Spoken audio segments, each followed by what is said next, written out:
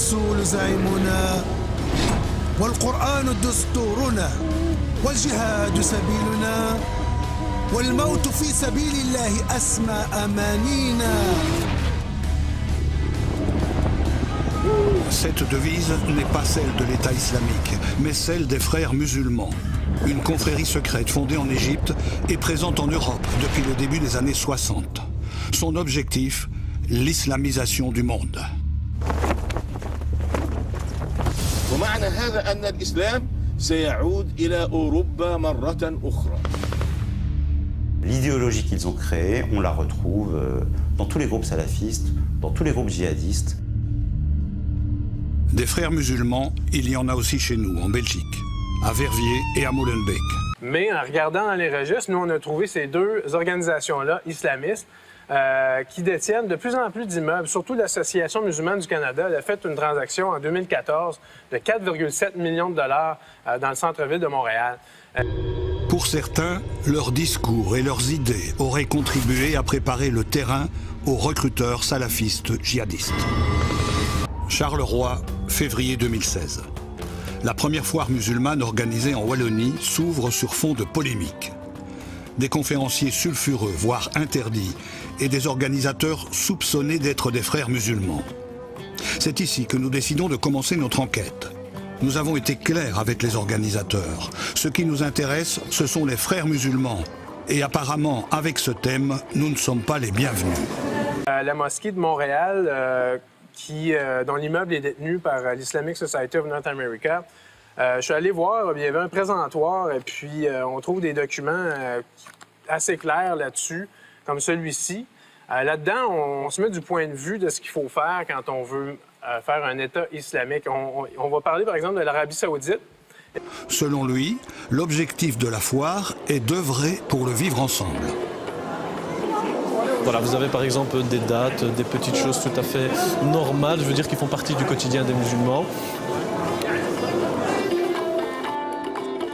Vous avez aussi des librairies qui vendent donc toute une série d'ouvrages tout à fait ouverts à tout public.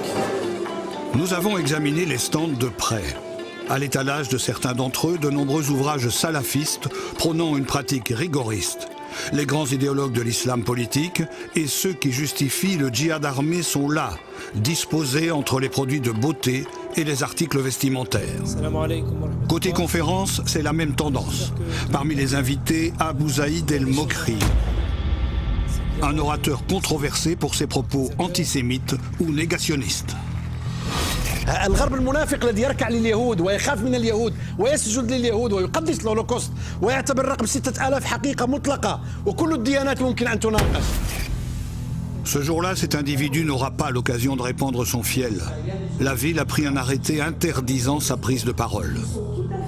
Pourquoi inviter ce genre de personnage quand on affirme œuvrer pour le vivre ensemble? Du côté des organisateurs, on semble jouer les innocents.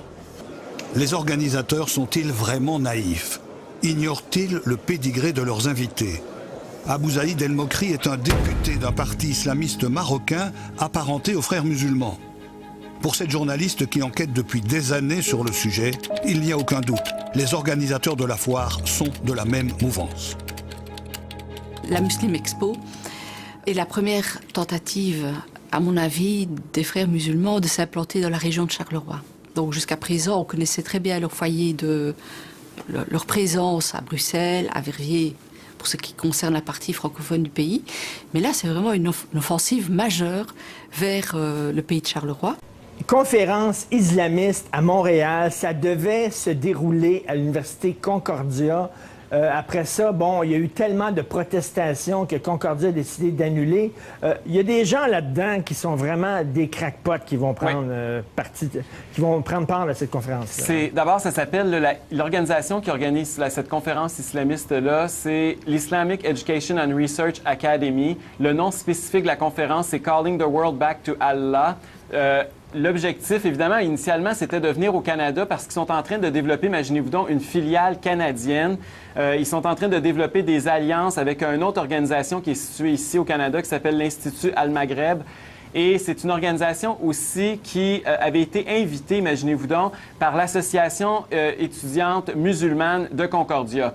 Peux-tu me dire, Éric, comment ça se fait qu'une université avait accepté d'ouvrir ses locaux pour ces tweets-là? Ça, c'est une excellente question parce que c'est ça qui est vraiment inquiétant. Comment ces gens-là réussissent à venir ici avec des messages? Là, tu parles de la haine envers les femmes adultères. Tu aurais pu parler aussi de l'homophobie que ces gens-là véhiculent. Tu aurais pu parler du terrorisme que ces gens-là implicitement ou explicitement supportent. Tu aurais pu parler de l'antisémitisme, comment les propos qu'ils ont à l'endroit de la communauté juive sont absolument hallucinants. Et tout ça, on accepte d'organiser une conférence et l'université initialement avait accepté avant que le tollé sorte et que ça soit dans les journaux à grandeur du pays, avait accepté de les accueillir. La même chose à Toronto. Hein, il devait avoir une conférence aussi organisée au Sheraton, au centre-ville de Toronto. Qui sont-ils réellement? Quel est l'objectif de cette organisation islamiste d'origine égyptienne, présente dans plus de 80 pays à travers le monde? Pour eux, l'objectif, c'est de réislamiser la société par le haut, c'est-à-dire à partir de la conquête du pouvoir politique, de faire en sorte que la législation soit conforme avec la charia, avec le droit issu des textes sacrés et non pas avec le droit positif inspiré des diverses constitutions et législations européennes. Faire régner la charia, conquérir le pouvoir, les mêmes objectifs que l'État islamique. Qu'est-ce qui différencie la confrérie égyptienne du groupe terroriste? La confrérie des frères musulmans est née en Égypte en 1928, 4 ans après la chute du califat ottoman. À cette époque, l'Égypte est sous influence britannique. Hassan al-Banna, un jeune instituteur, rêve de libérer son pays de la domination laïque occidentale en islamisant la société égyptienne. Il détaille sa méthode dans un manifeste publié en 1936. Hassan al-Banna rêve de rétablir un califat, un État sous l'autorité d'un descendant du prophète, régi par des règles islamiques. Pour y arriver, il propose une stratégie par étapes. Il faut d'abord islamiser l'individu, puis la famille, le peuple, avant l'instauration d'un gouvernement islamiste au niveau local, puis international. Dans les années 30, un des obstacles au rétablissement du califat, c'est le risque de voir s'établir en Palestine un État juif.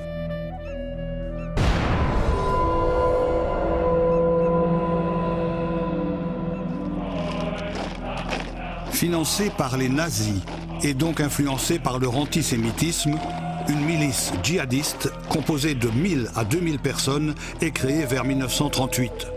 Une branche paramilitaire secrète pour, entre autres, combattre le projet de création de l'État d'Israël.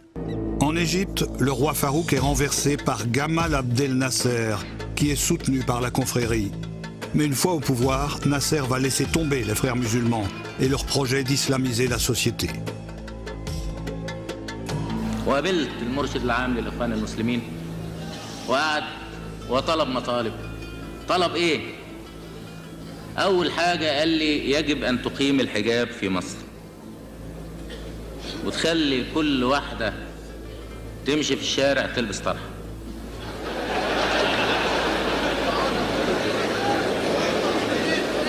كل واحدة تمشي.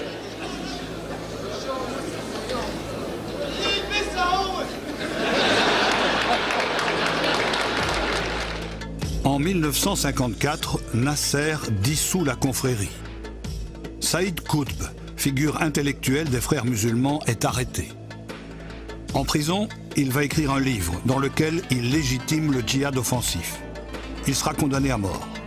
Il est considéré aujourd'hui comme un des théoriciens du djihadisme contemporain. Plusieurs groupes terroristes sont nés de la matrice des frères musulmans, comme Al-Qaïda, dont un des emblèmes est très semblable à celui des frères musulmans. Certains fondateurs d'Al-Qaïda ont été ou ont fréquenté, ont été des compagnons de route des frères musulmans. L'idéologie qu'ils ont créée, on la retrouve dans tous les groupes salafistes, dans tous les groupes djihadistes, dans tous les groupes terroristes qui sont animés par la volonté de revanche de l'islam et d'une domination de l'islam sur le monde ou sur les régions cibles. Le mouvement des frères musulmans s'est répandu dans tout le Moyen-Orient dès les années 30.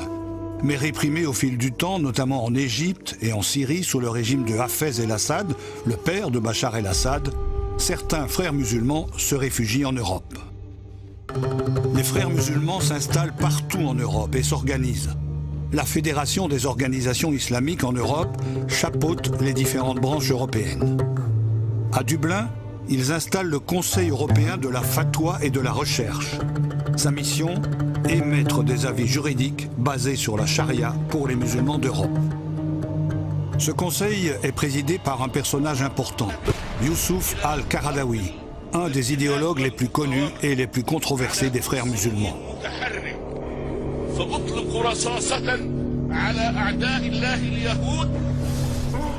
Chez nous, les frères musulmans vont être à l'origine du Centre islamique et culturel de Belgique, avec les Wahhabites d'Arabie Saoudite.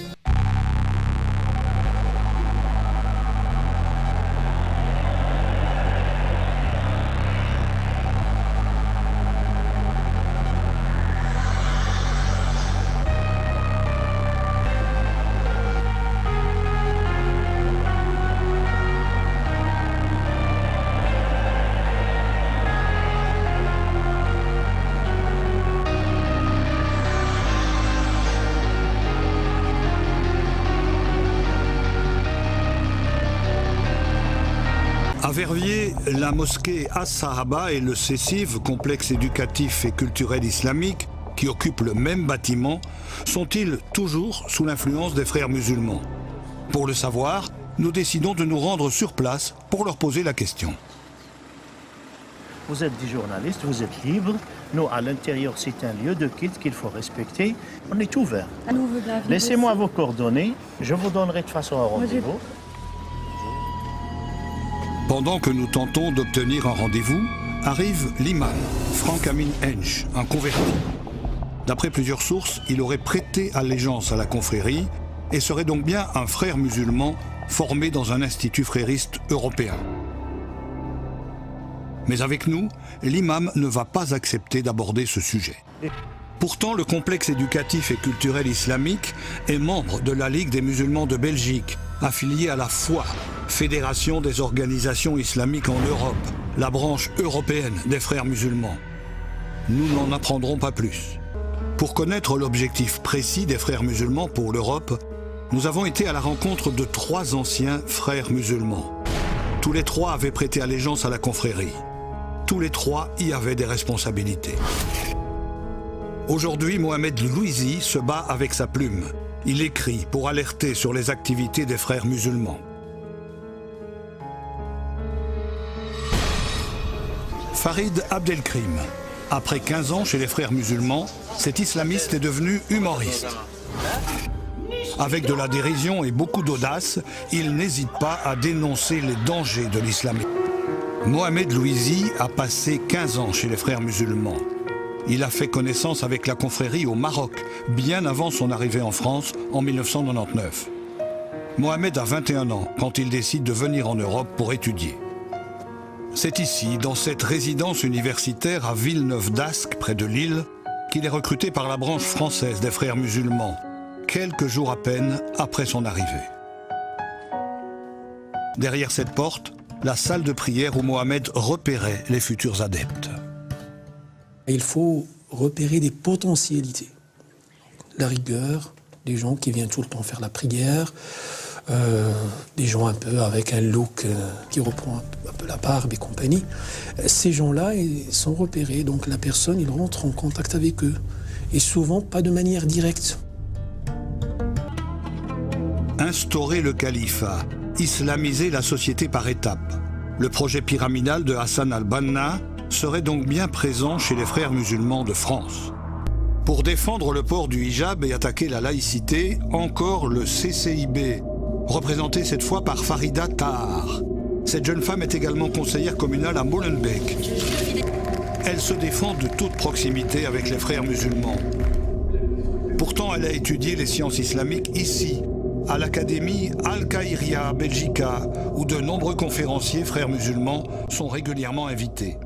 The main vision behind the establishment of the Canadian Muslim Forum in 1994 is to work very closely with decision makers, such politicians and media, in order to fight discrimination, in particular Islamophobia. Les perspectives d'avenir pour le Forum musulman canadien, c'est une présence beaucoup plus importante au sein des médias, avoir une relation étroite avec les médias locaux et nationaux, continuer à développer nos liens avec les partis politiques, que ce soit au niveau municipal, provincial ou fédéral. Qu'est-ce qu'un musulman aux yeux de la société? On veut montrer la bonne image du musulman. La porte-parole du Forum musulman canadien, le FMC, Sama Djebari, a nié sur les ondes de Radio-Canada que son organisation est liée à l'Association musulmane du Canada, la MAC de la confrérie des frères musulmans. Le Forum musulman canadien n'est plus et loin d'être MAC, est loin d'être lié aux frères musulmans. Très bien. Est-ce que vous êtes associé au MAC, l'Association canadienne musulmane, qui, elle, est associée aux frères musulmans et tout ça? Beaucoup de gens vous ont posé aujourd'hui la question. Vous dites non, c'est une fabrication. Du tout. Le Forum musulman canadien n'est plus et loin d'être MAC, est loin d'être lié aux frères musulmans. Très bien. Madame, merci. Cette journée-là, le FMC de Sama Djebari avait demandé au gouvernement Couillard d'être inclus à la table de discussion. Or, Sama Djebari a menti aux Québécois. Depuis 2001, le président du FMC, Samer Masdioub, a souvent été décrit comme porte-parole de la Muslim Association of Canada, la MAC des frères musulmans. Voici quelques exemples. En 2003, dans un communiqué de l'agence Canada Newswire, Samer Masdioub est identifié comme le porte-parole d'une conférence d'Yvonne Ridley, organisée conjointement par la MAC et le FMC à l'Université de Montréal.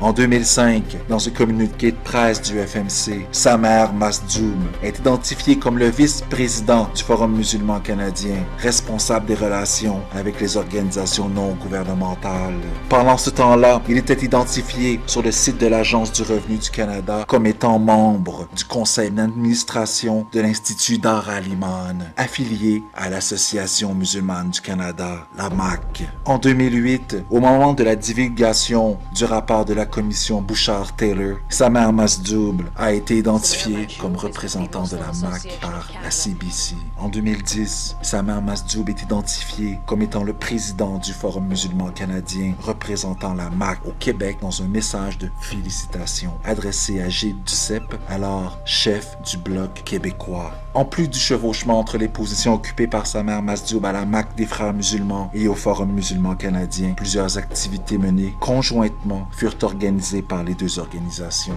En 2012, le FMC et la MAC des frères musulmans commanditent ensemble une levée de fonds pour le Canadian Institute of Islamic Civilization, un centre de recherche de la MAC des frères musulmans situé dans l'ancien siège social de la firme d'ingénierie CNC sur la rue Belmont au centre-ville de Montréal.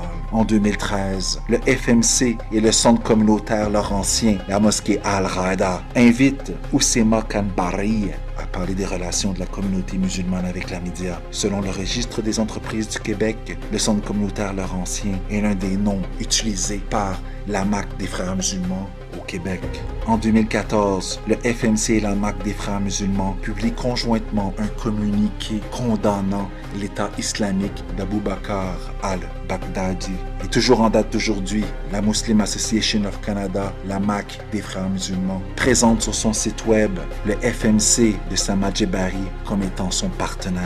L'école Le Savoir, une école islamique partiellement financée par la MAC des frères musulmans et subventionnée par l'État québécois, est dirigée par des leaders du FMC dans un édifice qui appartient à la Muslim Association of Canada, la MAC des frères musulmans. L'école Le Savoir de Montréal est une initiative conjointe qui est dirigée par des dirigeants de la MAC des frères musulmans et du FMC. Cette école est située dans un édifice qui appartient à la MAC et selon le registre des entreprises du Québec, l'école Le Savoir était l'un des noms utilisés par la MAC des frères musulmans au Québec. Sama Djebari connaît très bien cette école car elle en préside le comité de parents. Pourquoi Sama Djebari a-t-elle choisi de mentir aux Québécois sur les ondes de Radio-Canada? À un moment donné, je suis désolé, hein, il faut taper sur la table et dire non. Le voile dans la fonction publique, non. Le voile à la police, non. Le voile sapeur-pompier, non. Attends, mais moi, j'ai pas envie de vivre dans un État musulman. Moi, je suis pas en Arabie Saoudite ici. Un combat de David contre Goliath. Le discours des frères musulmans est très largement diffusé à travers un réseau d'associations, mais aussi sur Internet ou sur des chaînes satellitaires comme Al Jazeera. Leur plus séduisant ambassadeur, le controversé Tariq Ramadan, chouchou des médias.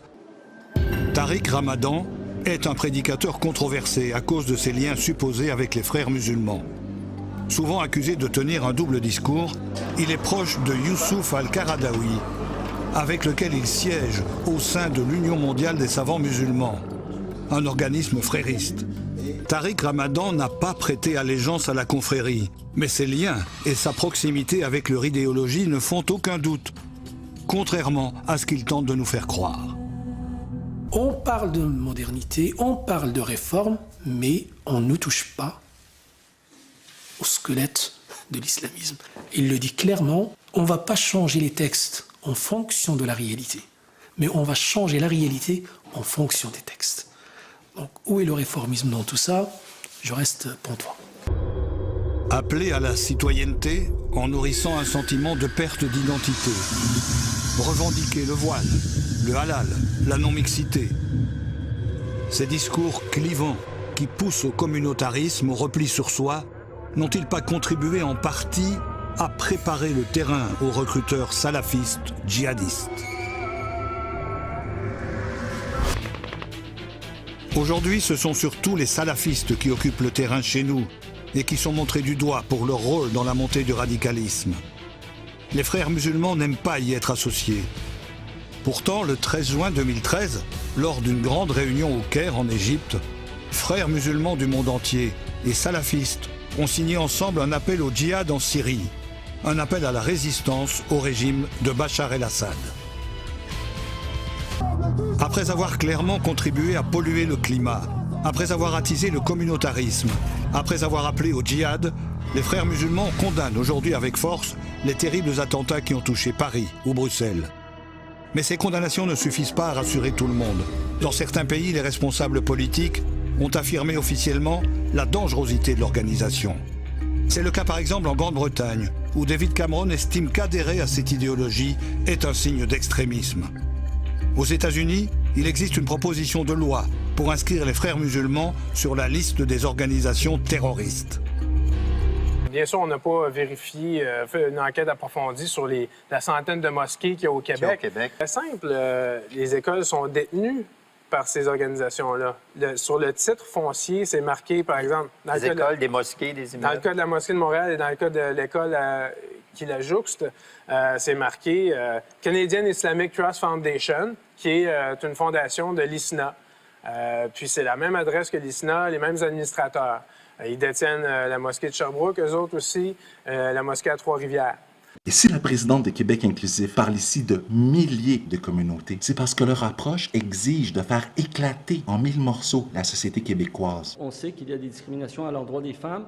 Ces militants-là voient du racisme partout. Et en plus, ils refusent de tenir compte de la différence fondamentale entre discrimination systémique et racisme systémique. Ces militants cherchent toujours à blâmer le système lorsqu'un groupe minoritaire parvient difficilement à s'intégrer. Le système aurait donc, selon eux, failli à accommoder les particularités de tel ou tel groupe. Il faudrait donc reconstruire notre société de manière à accommoder 1000 petits groupes minoritaires soi-disant opprimés. L'effet ultime de cette approche, c'est évidemment d'abolir la culture majoritaire de la société québécoise au profit d'une mosaïque de microcultures interchangeables. Arun Boisy, qui a co-signé un texte avec Mme Nicolas et M. Prosper, demandant donc une commission sur le racisme systémique, a défini ainsi ce qu'est une personne racisée. Une personne racisée est-elle en tant qu'elle est victime de racisme? On dit qu'elles sont racisées. Maintenant, Amir Kadir lui-même se définit comme étant une personne racisée. Une personne racisée au Québec, c'est comme les 3 personnes que vous voyez ici.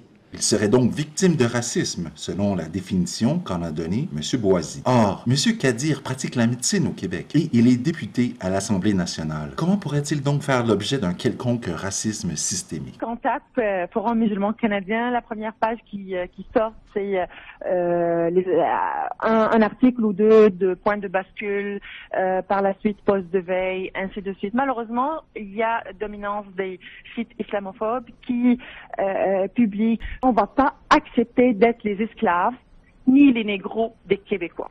Ben merci.